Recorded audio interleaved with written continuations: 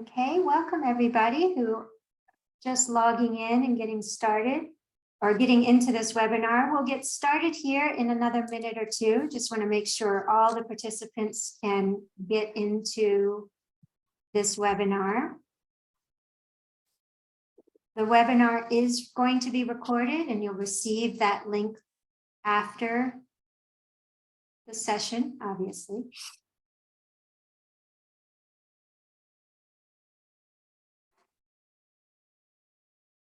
All right, I see more and more participants filtering in. We'll give it a few more minutes. I know we had a large number of registrations, so I want to make sure everybody has a chance to get settled, get their audio ready.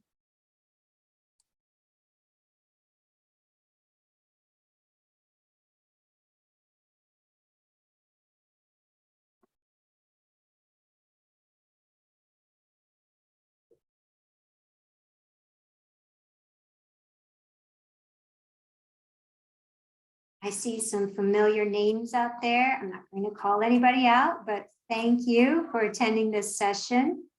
We'll give it another minute to make sure everybody has a chance to run from their meeting and log on to Zoom. It is amazing in this world now with Zoom. We have back-to-back Zoom meetings. We're running from our campus office, the campus office, back to our office for Zoom meetings. I even encountered somebody that was in between campus meetings and she was using her phone for a Zoom meeting in between campus meetings. So this Zoom thing has maybe gotten a little out of control, but we'll wait till everybody is able to log in, get settled, make sure you can hear us. If you can't hear me talking, you need to check your audio.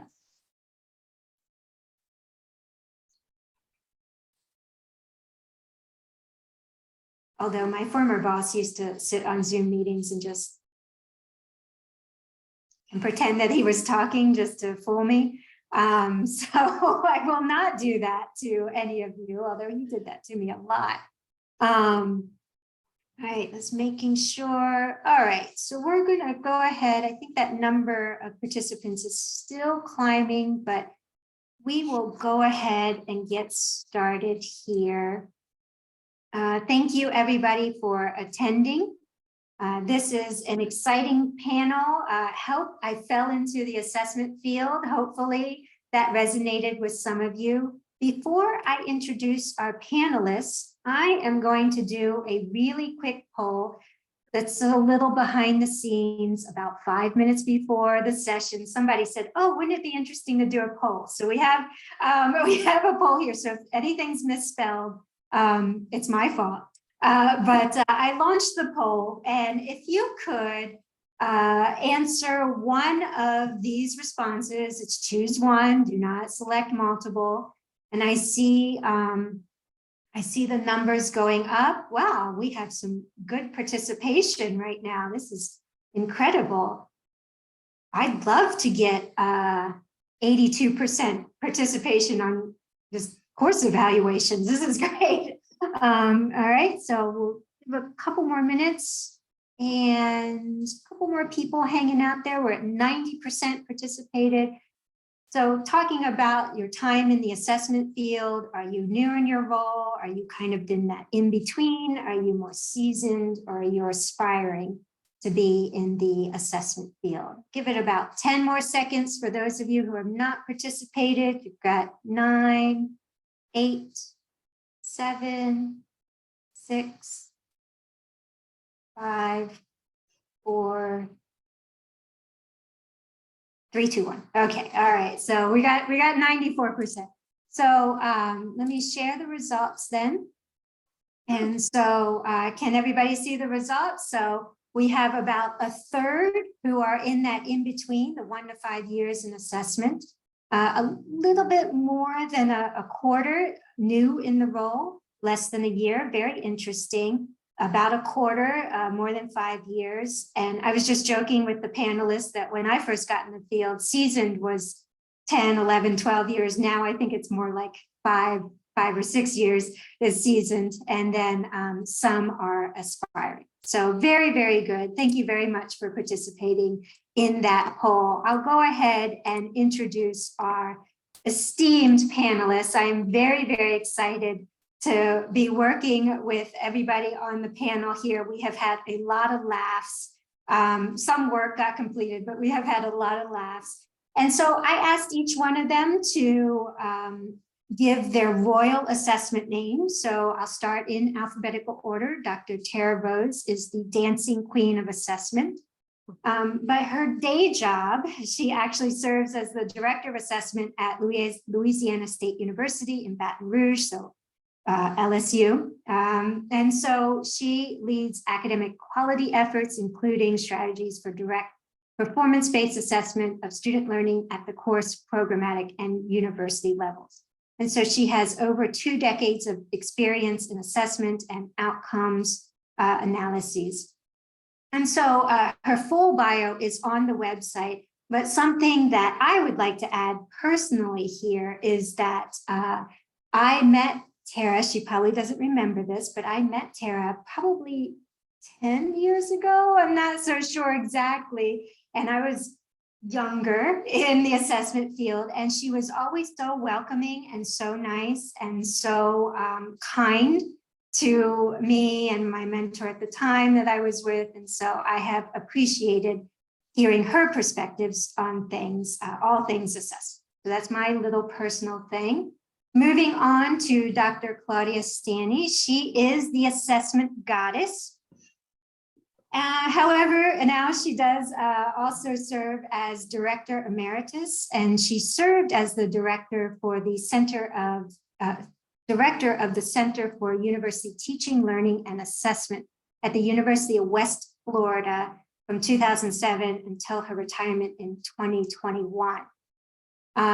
She does a lot of different things. She has done and continues to do a lot of different things, including working on assessment issues in higher ed at the programmatic level, student learning, and also uses the research findings, use of research findings in memory and cognition to develop effective strategies for teaching and learning.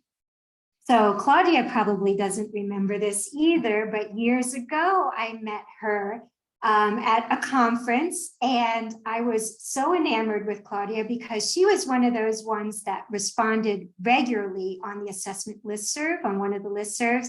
And I was so blown away. I think I probably scared Claudia a little bit because I said, "Oh, you're the one that I always read your posts on the assessment listserv." And so thankfully, she probably doesn't remember that, and she agreed to serve on this panel.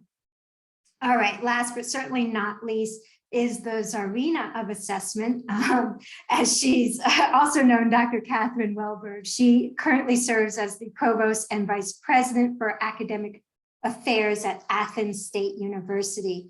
She served in several different roles over her 3-decade career in higher ed, including a full tenured professor, department chair, associate dean, associate provost, Tsarina of assessment, all those kinds of things. She has focused on the assessment of learning and ways to enhance student learning, and also developing strategic decision-making pathways. Again, everybody's bios are on the website. And a little bit of personal thing about Catherine. Actually, I don't believe we've met face-to-face, but I think we have served on at least another presentation together. And I have heard of Catherine several times, but the first time we did a presentation together, I was too enamored with talking with her because I had heard her name referenced several times in conferences and other presentations. And I finally got to know her personally during this presentation. And I have to say she has a big depth of knowledge that she is about to share with all of you. So those are the introductions. I'm going to go ahead and get started here. Now, just as a reminder, this is a panel presentation, so you will not be able to unmute, but some of you have already done. What I would love for you to do is please put your questions in the Q&A section. I will be monitoring that. And please, I actually dislike reading in public. So I will try to read fast and read accurately. Somebody asked me what my royal assessment name is, and you know what? We did not come up with mine. So maybe somebody will put in the chat, in the Q&A, my royal assessment name. All right, so let's go ahead and get started because we actually have a lot to discuss. Please, please, please use the Q&A to type in your questions, and I will read them live, either during the presentation or at the end of the presentation. So let's get started. First, I'd love for the panelists to tell us, and each one of the panelists will answer this one.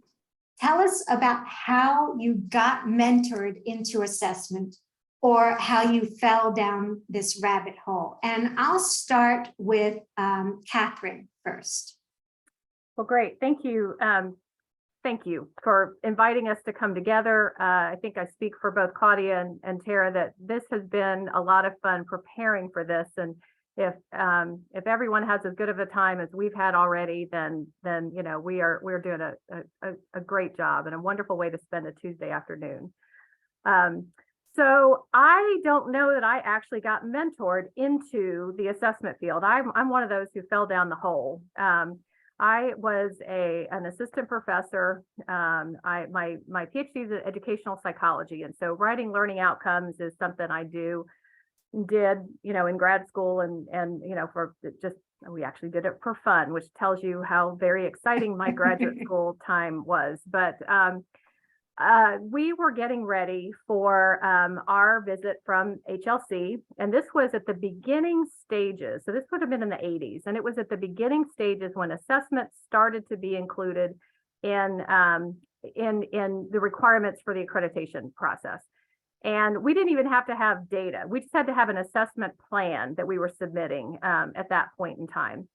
And I was a tenure track faculty assistant professor, so I was not really involved in much, but I saw my colleagues, my esteemed colleagues who I held in very high regard, running around like just crazy people because this assessment thing was now being required for all of them. And how on earth can they possibly measure student learning and identify what that is before it's actually happened? And so all of this was happening, and it was just really odd to me because I didn't think it was that big of a deal just to kind of identify learning outcomes. So I went to my dean of faculty and said that basically to her, and she kind of looked at me and she said, how about you be on the committee to do this? And I thought, well, that's kind of surprising. And so I ended up editing and doing a lot of the writing of the assessment report and the whole accreditation report for that. In the process of doing that, I made some of my colleagues probably a little bit uncomfortable, and you know, change can be hard. And I remember that I had a senior faculty walk into my office, and he leaned over my desk and he actually shook his finger in my face and said, not in my face, but in the direction of my face, and said, "Who do you think you are, the Tsarina of assessment?" Now, my actual answer today would be, well, yes, sure, of course, why not? At the time, though, I was like, no, I'm just trying to help. I'm just trying to you know, and it was very upsetting to me that kind of response would happen. And I went home and I told a good friend of mine, and so she actually went out and she got me a crown. So if you can see this, so that she said, I can be the Tsarina of assessment if I want to be the Tsarina of assessment. And so just as a note to all of you, anytime you're in my office, I have several of these. So come stop by, pick up one. It makes you feel better wearing it. It's all good. So I kind of got into assessment because there was a need for somebody who could think logically and could help kind of work the process of getting ready for an accreditation visit, which turned into really thinking about assessment, not for accreditation, but for the improvement of student learning. And that's how I got into some of the faculty development pieces as well, and really saw the link between faculty development and assessment as being very important. Excellent. Thank you, Catherine. I think your story is probably shared with a lot of people. I'll ask Tara to talk a little bit about how she fell down this rabbit. Completely different way, I will say, tossing and a rolling down the rabbit hole. So I was fairly new after college, and was thinking, what in the world am I going to do now that I've graduated? And so my first position, I got my first position out of a co-op position for when I was in college, and the company that I was co-oping for hired me right out of college. So that was kind of my first experience. In that position, I did a lot of what assessment is, right? We just didn't call it assessment, but I did a lot of evaluation, right? I evaluated programs, I interviewed clients, I looked at data, I did that kind of stuff. And so after I left that position, I ended up going into higher ed as a research analyst. So starting in higher ed as a research analyst, during that time, I was also offered the opportunity to become an adjunct instructor. Back then, it was called a facilitator. I'm not sure if they still have the facilitator roles, but that is what I did while I was working in higher ed. I kind of moved over, still kind of focused on the research analyst side. I would say teaching was more of on the side kind of thing that I was doing, 1 or 2 courses here and there. And I ended up being at the state level as a research analyst. Found out that I really missed higher ed, but had no idea if I went back to higher ed, what I would go into, right? And so I started looking back at everything that I've done previously, and it all came back to, research, data, evaluation, those sorts of kind of terminology. And so I just started looking up positions, and believe it or not, I typed in research in the search function of certain websites, and a director of assessment popped up, and I'm like, what in the world is this? And so I was reading through the job description and all the duties, and I'm like, well, I can do that. I've done that. I've created outcomes because I teach 2 courses. And so I kind of fell into it that way. And honestly, my first position as an assessment practitioner was a director of assessment. So I kind of went into the position not knowing anything really about the assessment field, but felt like I had enough to kind of get me in the door, and then I would learn from there. I would say that first experience being completely new, it's not like I worked my way up from a coordinator into an assistant director to a director and that sort of thing. I kind of went right in. And I do remember that I was not prepared. I felt like faculty were literally throwing tomatoes at me. Like I felt like I was on stage in a comedy act, and I was nowhere near funny. And I was thinking, what did I do, right? How did I put myself in this position? And, what am I going to do? Am I going to stay here? I'm going to figure this out. I need a mentor. And that is where I came across, that position was actually at the college level. And so I reached out to the director at the university level and really worked with her, and she became my mentor. And that's kind of where my story kind of leads into. Excellent. Thank you, Tara. I'm sure some of us on the call can also have felt like we were in a comedy show, yet we were not funny at all. So very good. Claudia, how about you? How did you fall down this mental? Well, I have more of a rabbit hole story similar to Catherine's. And like many people who move into leadership positions in academia, when asked how they got started in that, the story generally begins with something like, well, my chair asked me to come to a meeting. And I was asked by my chair. We had just gone through a SAC-COC reaffirmation visit, and we had some issues where we were prepared. No, I think we were preparing for the visit, but we were going to have issues with assessment because we were really behind on assessment at that time. And so there was this meeting that all the chairs had to go to, and they were told to bring an assessment buddy with them. And so I was the assessment buddy. And the next thing, I'm doing all this work in the department for that, which made sense because my background is memory and cognition and research methods and statistics. I was a tenured faculty member at the time. I was a new associate professor. And so I could bring all those skills to bear on the assessment of student learning, because cognitive psychologists pride ourselves on being able to measure things that people think can't be measured. And we just think that's fun. So this just really appealed to me in that respect. And so one thing led to another, and eventually I became a fellow in the teaching center at the time. And then the director decided to retire. And suddenly I was the interim director and waiting for the campus to start a national search. And the vice provost said, well, I don't know, we need to do that now or not. And I just, I always had a sabbatical banked while I was doing this interim work. And now I'm retired and I have never taken that sabbatical. So there I am.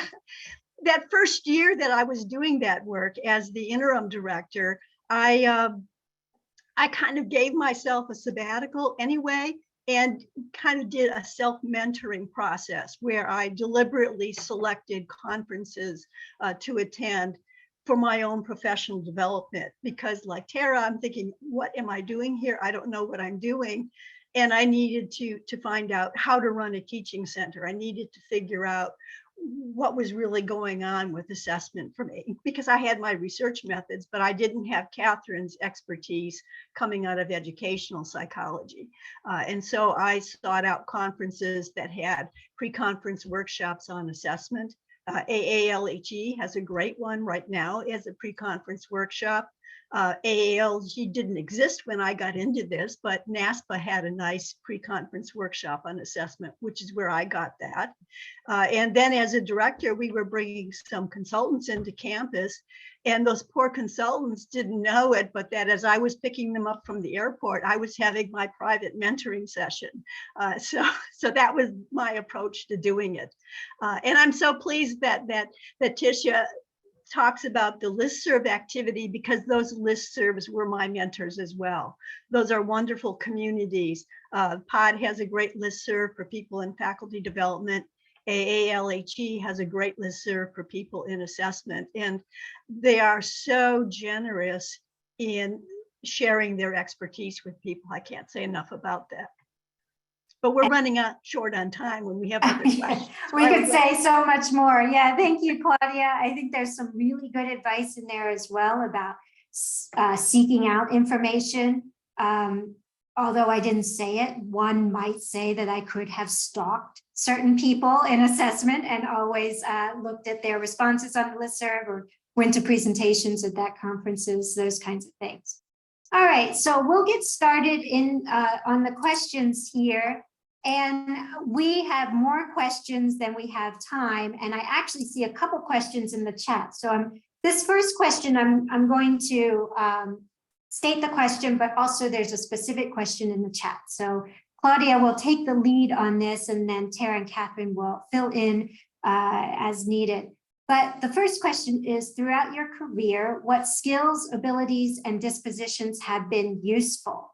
And there is actually a specific question in the chat about assessment positions requiring expertise or proficiency in data visualization, outcomes, and curriculum mapping, and other assessment technology systems. How can one find projects or opportunities to learn these systems if your current institution does not utilize them? What general systems should aspiring assessment or IR directors seek to master on their own? So I think embedded in this question, not only what skills, abilities, and dispositions have been useful, but maybe how do you seek out, if you need to learn these skills or a specific system, how do you seek that out? So Claudia, I'll let you take the lead here. To defer on some of the technical skills, because I came in largely with technical skills in research methodology and data analysis, and it was kind of pre a lot of these tech systems that are available now. I think Tara could probably speak more about getting skilled on that. Plus, as director of a teaching center, I've never had to deal with the guts of those database systems. That's in another office. So I don't have to worry about that. I've never had to develop those skills. So I've always focus more on the conceptual side of that and helping faculty develop their skills with the conceptual side of assessment and the use of assessment data for teaching and learning. And for that, those dispositional skills are really, really critical, that you really have to be a good listener. You have to be careful and kind and thoughtful in the way that you communicate with others about that. And others will probably say the similar thing. So I'll defer to those now to say what they think about that. Kara, why don't you add a little bit, because you came in with some technical skills as well. Yeah, so I think in terms of the question, as it relates to specific technical skills, I think it really depends on how what your institution has, right? So for example, I've worked at two institutions, worked at more, but two specifically. One, very, very heavily embedded with data. Everything was in Tableau. The data dashboards were shared amongst every college. I mean, every college had Tableau users, and it was just very public and transparent, and you could do anything with the data that you possibly wanted to do. At another institution, no data warehouse, no use of Tableau, no use of Power BI. The data was very siloed in, IR offices. And so I really think that it depends on what your institutional culture is as it pertains to data. So what is your data culture at your institution? I know there are certain things that out there that assessment practitioners can look at. One of those things is actually right now, ALHE is doing Data Monger Mondays. So every Monday over 2 months, they're hosting webinars at a very, very low cost. But every one of those webinars is data based, right? They're talking about data, whether it's data in an Excel file, data through Canvas, data in Power BI, data in Tableau. And so there are certain professional development opportunities out there that could help you move that forward. There's also free webinars on R. I don't know if you all have used R, the statistical software through SQL, but there's lots of opportunities in terms of data, but I think it really depends on what data you actually have access to on your campus. Because if you don't have access to the data and you can't monitor the data, then there's not a lot of things that you can do. I do know in my previous institution, we actually hired in the assessment office a data person. And that person was back in, HTML coding, SQL, all that kind of stuff. And so again, it's because we had the resources in the institution at that time. They were just data heavy. They wanted a data person in every single unit on campus. Another institution, complete opposite, right? And so it really depends on your institution. Catherine, do you have anything to add to that? Yeah, well, I think the technology skills are really important. And like Claudia and Tara said, there are ways that you can get some of that through webinars, through Coursera's got some things, and I think there are other ways to do that. But I wanted to focus a little bit on some of that disposition piece, because one of the things that really has helped me in the assessment world is being a faculty member. So when I talk to faculty, I talk to them differently than someone who has never been a faculty member. And I know that's an avenue that is not open to everyone. That's not the path everyone takes. But I think that if you have not ever taught a class, see if you can, whether that's adjuncting or somehow working with a faculty member, because when you can understand the kinds of things that our faculty go through, and assessment appears to be just another layered on responsibility, you can understand sometimes better why the response is what it sometimes is. And so I think that disposition of listening and being open to recognize that frustration sometimes shows itself in anger, and that if you can teach, adjunct, TA, any of that, I think will help you better approach faculty, and also help faculty see you as a colleague, rather than a taskmaster or somebody who's always bringing something that they don't want to do and insisting that they do it. So I think that's a disposition piece that I don't think we talk about enough in assessment. I think that's really good advice, Catherine. You know, teaching a class is very important. And so if you can, try to teach one out there, try to find one to teach or co-teach or sit in on. So yes, we have a lot more questions on some questions that we've developed, but also keep the questions coming in the Q&A. I will get to a couple of these questions later that are in the Q&A, but first I'd like to ask the panelists. This is something really interesting, especially since we have a lot of those in-between professionals on the call, and some of those that have just been in the field less than a year. We see a lot of assessment or IE job postings daily on the listserv. In fact, today I think I counted 6 on the listserv. What advice would you give to a young professional just entering into the field? So what to look for, how to select a job, you know, those kinds of things. And also, what advice would you give to a seasoned professional that's possibly about to hire someone? And Tara, I'll let you take the lead on this. Thank you, Tisha. So I would say for advice to professionals about seeking a job, especially I know we had a lot of quite a few aspiring folks on the phone call today, is really think about, reflect on your professional background in everything that you do, and really look for how your job experiences may perhaps overlap with the experiences that you have had in your professional career. So as I mentioned earlier, I started out really as a research analyst, but in that position, I mean, I worked with data every day. I monitored compliance, right? I evaluated programs. I preserved quality and the integrity of data. At the same time, I was teaching students and creating content and curriculum. And although at that point in time in my life, I never would have dreamed that a director of assessment position would pop up in a search function, it did.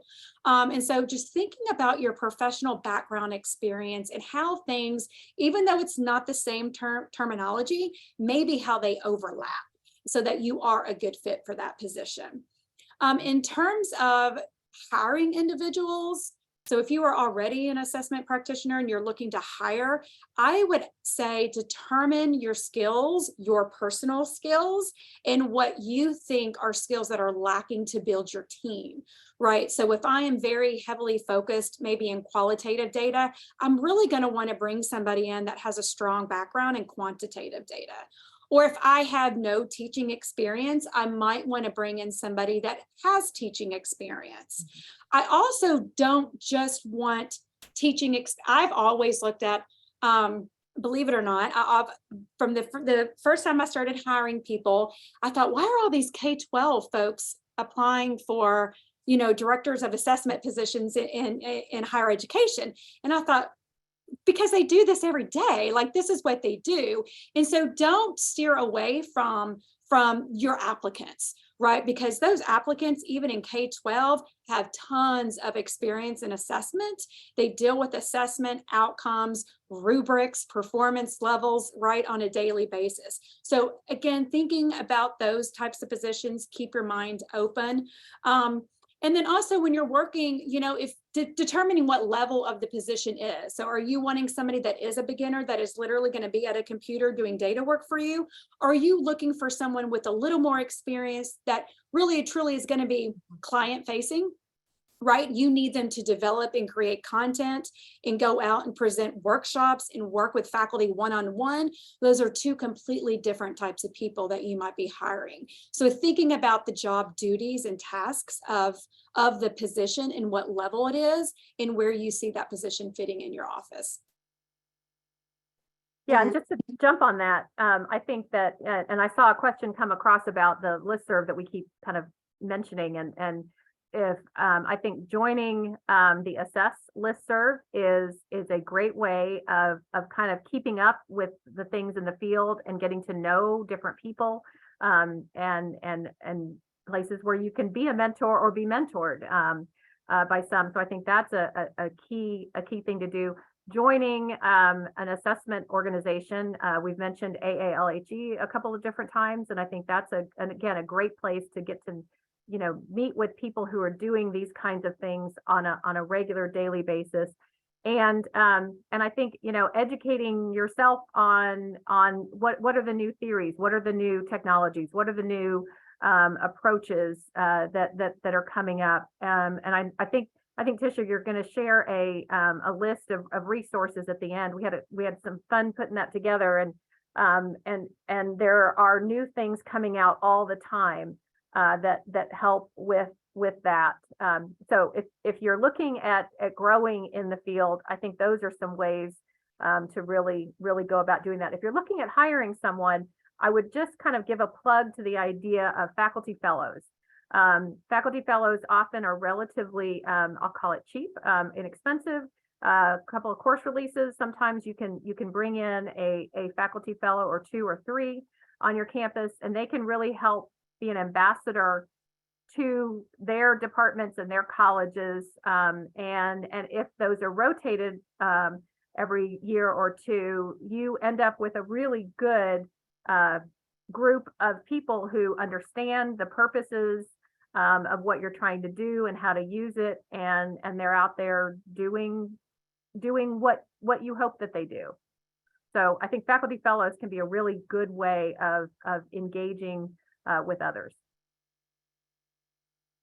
And I kind of followed a slightly different route into the assessment work because I came in via a teaching center as a director of a teaching center. And my again, matching your interests and your skills with what the job is really, really important. And I'm a very good fit for the teaching center route because my passion is really in the teaching. And I have always looked at assessment and improvement of teaching as 2 sides of the same coin, where the assessment data tells you where there are opportunities to improve what's going on in the classroom. And then the teaching center works on the professional development to find strategies that might address those issues. And then assessment comes back and says, well, you did this change in your classroom. Did it work? And so for me, being passionate about teaching, coming into a teaching center and running a teaching center that also help faculty use their assessment data, collect assessment data to inform their teaching practices was always really meaningful to me. And there are a lot of teaching centers that have assessment people embedded in them, and they're all looking at, because a lot of people are interested in the scholarship of teaching and learning. And again, that is that marriage of good assessment work with caring about the quality of teaching, because you're involved with empirical data, using data to inform whether or not this teaching practice has the benefit that you think that it has. Think about the way your interest in your skills fit with the particular job. You may, if you really love data and just want to analyze data and work with technology for data, then an assessment or an IE office might be great for you. But if you really, really care about using data to improve teaching and learning, you might look at some of those positions that are available in teaching centers, because in many cases, we're working hand in glove with the assessment office to use assessment data and then turn around and use that to inform professional development related to teaching practices. Very good advice. Thank you. And this is why this panel is so exciting. There's 3 very good and different perspectives that can kind of give you the whole picture. I'm going to transition a little bit, and this does address one of our questions that we have, and really thinking about how you lead the leaders or manage others. So how do you work with your supervisor or your supervisor's supervisors?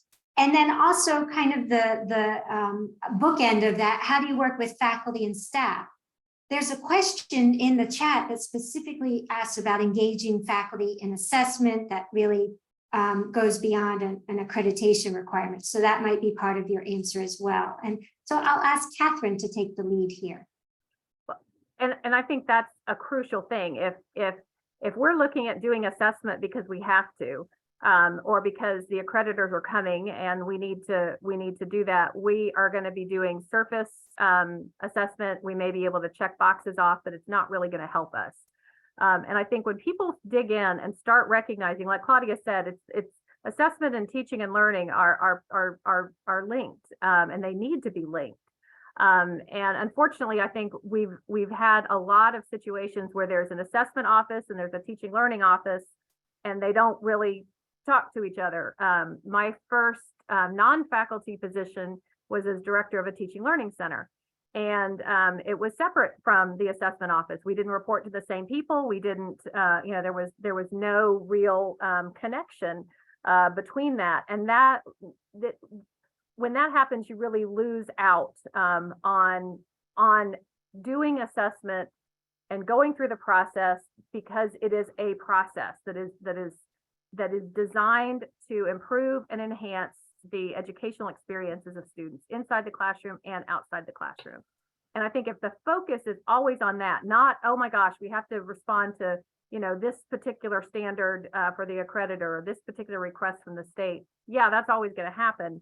But if we focus on, we're doing it because we are improving and enhancing teaching and learning, then I think that helps to pull in many people, because it's not about the assessment, it's about the teaching and learning, and the assessment is just a way to get to that.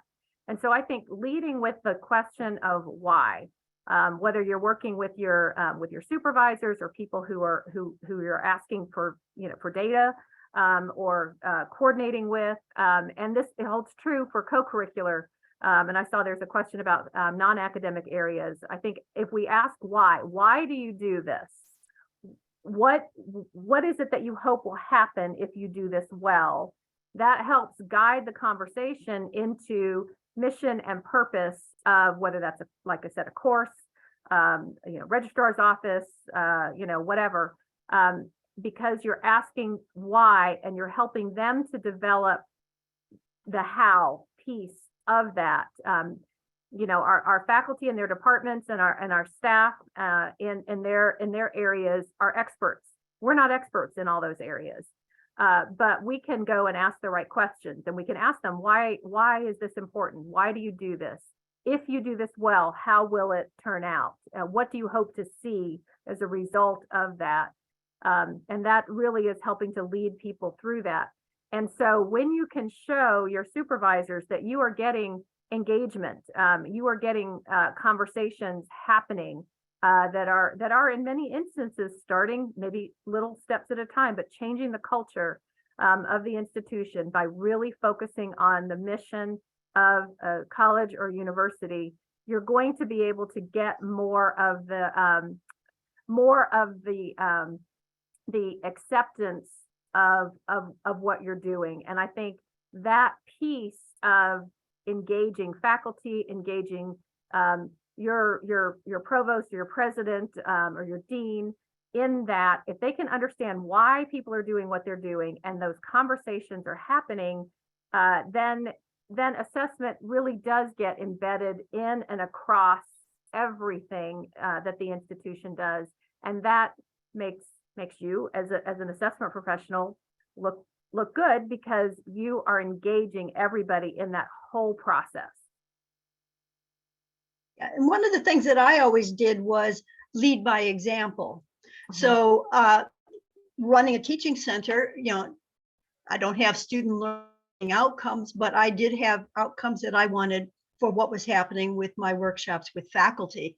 And so I made a point of making sure that I assessed every type of workshop or session that I did. I had stuff built into that to do assessments. And I would even joke that when I had a campus event, I would assess the food. And actually, after the event was over, I and my admin assistant would go through and we would look at the leftovers and see what people ate and what people didn't eat. And if they didn't eat it, we were sure not going to spend money on that again. And after a while, people would come to my events and they would say, "Oh, you always have the best food." And I would laugh and I'd say, "Well, I assess it, and that's why it's good." and don't underestimate food. And because that shows appreciation. And when we can say honestly that, you know, I appreciate you coming to this workshop, I appreciate you working with this, and people believe that you really do appreciate that, then you get a whole lot of goodwill that is built in, and people are much more willing to go the extra mile to do that. And food is one avenue of doing that. I know I'm a state school right now, and we can't always, you know, we can't buy food with state funds, so that means we have to be very creative sometimes.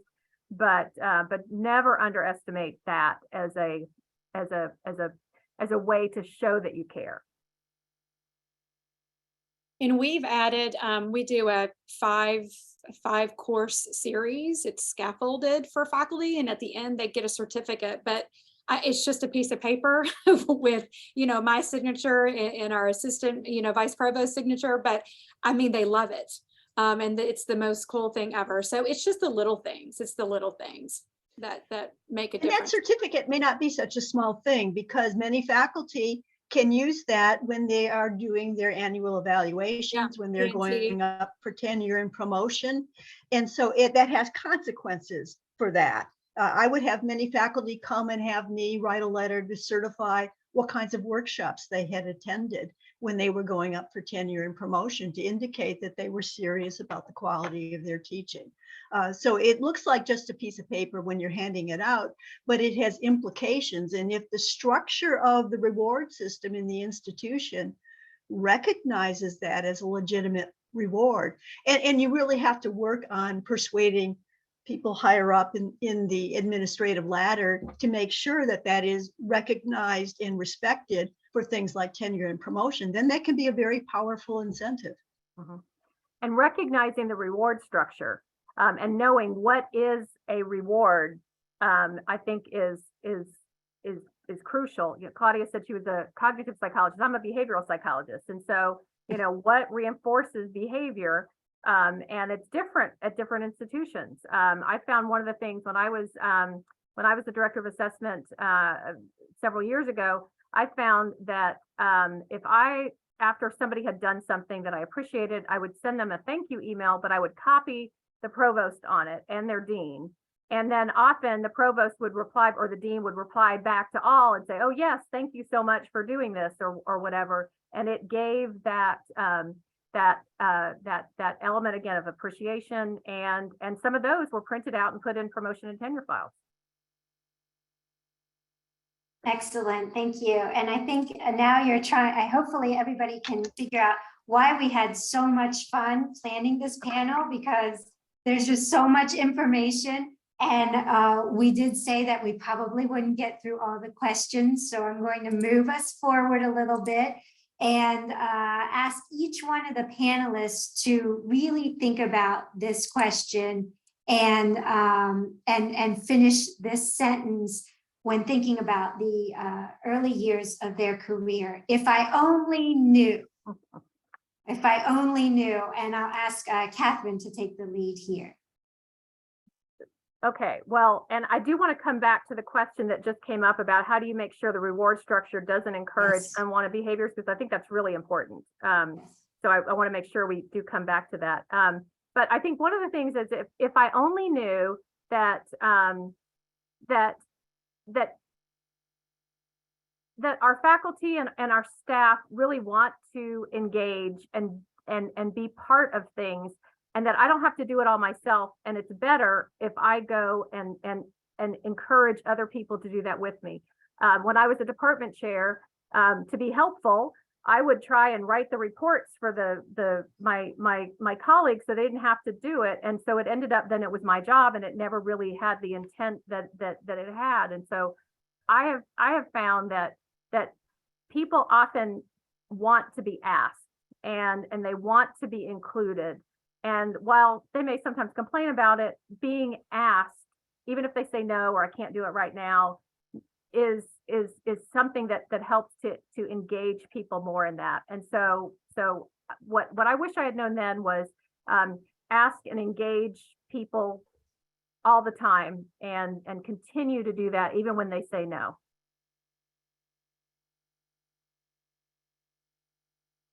I'll go next. So I think what I wish I knew, have known then that I know now, is that assessment is not one size fits all. So I've worked at 3 institutions and I have consulted at many others, and what works at one institution will likely not work at the other institution. But as assessment practitioners, when we're new in the field, I don't think that we realize that. And so we just take everything that we already know with us and we try to make it fit, and it doesn't fit. So just know that if you move across institutions, that you're going to have to rethink things through, provide options, get faculty input, ask them what they have been doing. Is it working? If not, why not? What do we need to do differently? But don't just assume that assessment is one size fits all, because it is certainly and most definitely not. And I think one of the most important things that I have learned through this, that I wish I had known better when I began, was that if you really want assessment to motivate change, if you really want assessment to make a difference for the quality of student learning at your institution, the most important thing you need to achieve with all of your work is to facilitate conversations among faculty about the quality of student learning that is informed by assessment data. For a lot of people, the be all and the end all is getting all that data into your database, getting it into Tableau and having this nice report. But if nobody reads it, or if nobody talks about it, then you've wasted your time. What you really need to do is have that conversation. And so you want to try to create situations, and as Tara says, every campus is different, so how you achieve this on different campuses may vary with the campus culture. But faculty love talking about teaching, and they love talking about strategies that work and that will help other people teach better. And if you can arrange for those conversations to happen and have them be informed by the assessment data, wonderful things can happen. It's almost like magic the way this stuff happens, where once people have a conversation. I started doing a peer review on campus, and at the first peer review, we came in and faculty were kicking and screaming, why do we have to do this, blah, blah, blah. And they came in, and the purpose of that event was for them to share their assessment reports and to explain what they had done and what they had learned and what they were going to do with the data, and then answer questions that were raised by their peers. And the conversations very quickly moved into discussions about teaching and learning, and what kinds of things help students learn. And at the end of it, one of the faculty members who came in kicking and screaming and grousing left, and I could see things were going well because people were smiling at the tables, and I had chocolate on the table, so they made them smile more. But they were having great conversations, and at the end of it, this guy said, I thought this was going to be like having a root canal, but this was fun. And if you can arrange to have those kinds of conversations that are informed by data, but are about teaching and learning, then you get that use of assessment data. And that's what the whole thing is about. That's what we're trying to get at. And to focus on that and not having a lot of charts and graphs, because they're not that useful, but the conversations are invaluable. Excellent, thank you. So if there's one takeaway from this, it's assessment is better than having a root canal. All right, so we do have to be on a coffee mug, I think. Yeah, the assessment is better than having a root canal.